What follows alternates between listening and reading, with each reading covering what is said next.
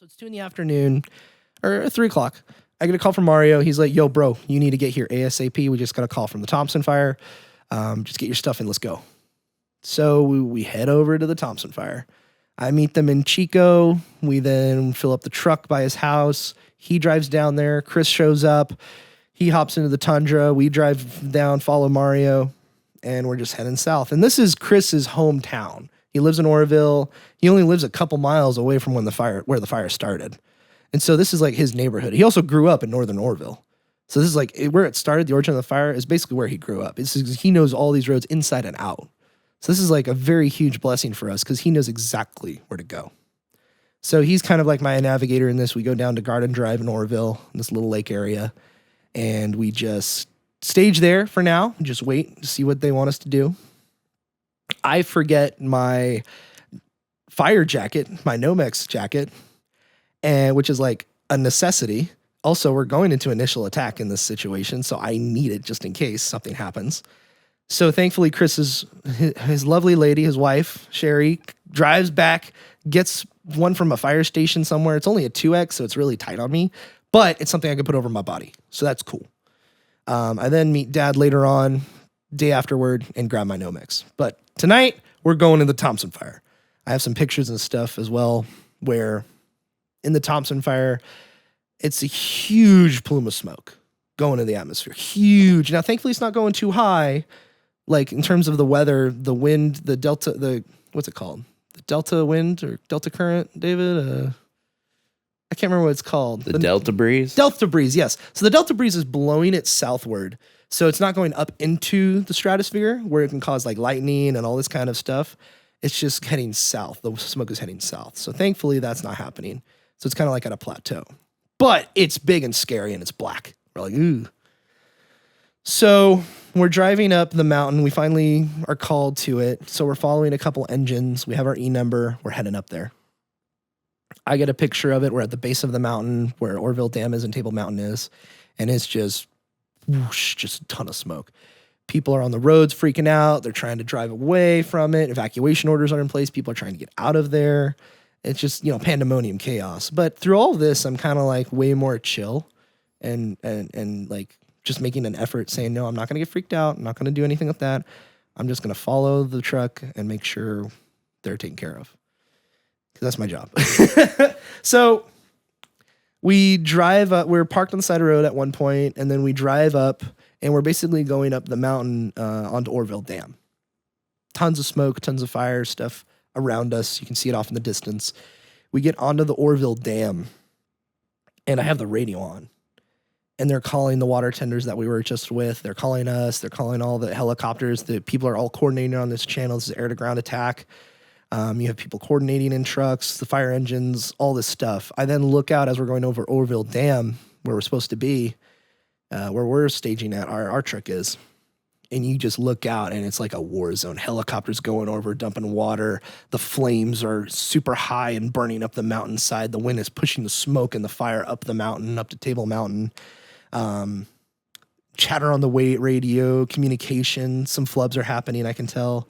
Just a bunch of different things are happening. It's chaos. It's war zone, kind of.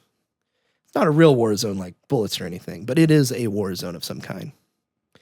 And it's interesting because in this kind of moment, I'm thinking about it. I'm like, what does the spiritual side of stuff look like in this scenario? What are we looking at it from the spiritual kind of side of things? But if you ever but it gave me a good idea of what it kind of looks like and what it could look like because it was hectic and chaotic. So that was good exposure for me to get through that. So we're on top of the Oroville Dam, and I got video of it where you see it's just smoke blocking the sun. You look to your right, and it's just water from the dam, and the water's, it's just peaceful and maybe a little smoky. But to the right, it's just like whoosh, Mordor. And it was pretty crazy. Pretty crazy experience that. So we're on top of the bridge. Mario and Chris get out to do something with the truck, and all these beetles start covering them, like giant black beetles, like kind of like cockroaches. And they're just starting to attach themselves to their jackets, and like they're crawling. They love Chris. They're crawling all over. They must know he's a local. You're like, oh my God, we love Chris. And so all these beetles are crawling all over him, and the beetles are crawling to Mario, and I'm having the windows up, and I'm like, oh, I don't want any of this. And so finally, and I could tell Chris is in a good mood because at one point we have to turn around and he's like, he gets into this weird Italian voice and he's like, all right, we're going to go over here and you're going to go back about 10 feet or a mile. And then I'm going to hop back in the truck and we're going to back up. And I'm like, okay. And so he's in a good mood. He's in his element. He's done this for years. He knows exactly what he needs to do. He's excited to fight the fire and save his community. He's ready to be the hero, So I get that. So he's ready to do some work. He's ready to do what he's made to do. It's dangerous for sure. And we're not really, as a water tender, we're not supposed to do initial attack. That's not what our support role is. We're just supposed to deliver water to the engines that do initial attack. That's our job. But we do have a hose in the back, and he did take advantage of it that night, we'll say. So he was doing great work. He was saving homes. Like, he was spraying out homes and getting the perimeter around them. It was great. So he was great, doing great work. And so was Mario too throughout the day shift. So me and Mario hop in the Tundra. We leave Chris in the truck. The road we came back on up the Orville Dam is now burned over, and the fire is on both sides. And there's like sheriffs there at one corner, and we're trying to coordinate and ask, like, hey, is there anywhere else we can go to get out of here? And Mario's like, man, we might have to camp out here on the dam for tonight. Like, this is crazy. Finally, we figure out a way out. There's one road out of there. All the other roads are blocked, or they're on fire, or there's Orville Dam. So the two that are on fire, one the Orville Dam, one that goes north. So we go to the one that goes north. We're able to thankfully go over the outer part of Orville, past the dam, over onto Highway 70 and get out of there. Thankfully. We go back to where we're staging. We get our cots out and we put some military grade like nets over them to block out bugs. And it was really cool. Mario had an extra one in the truck for me, and that was really neat. But yeah, we get the news that Chris is doing initial attack. He's saving houses. He's being a hero, which is cool, but also he's in his 60s. I want to make sure he's safe, So, he's a good guy. I just want to make sure he's safe, and, he's our priority. So that scared us a little bit, but that's all good. So we spend the night there at the camp, or at this like little lake area. And we then head up north. Before I go to sleep, I find out where we're staging in the morning, because that's key, because I don't think we're going to be staging at this little lake area. It's really small. So I finally get a hold of a CAL FIRE guy before I go to bed. He says it's at the Silver Dollar Fairgrounds. I'm like, can you make sure and call them on the radio just to double check? And he's like, okay, yeah. So he's like, I'm there for 5 minutes or whatever. He's like, yeah, it's at the Silver Dollar Fairgrounds in Chico. And I'm like, okay, interesting. So in the morning, next morning, we go there, go to briefing, and we also try to get our radios set up. We have to get we have radios to get all different channels of the CAL FIRE stuff to coordinate with, who we're working with.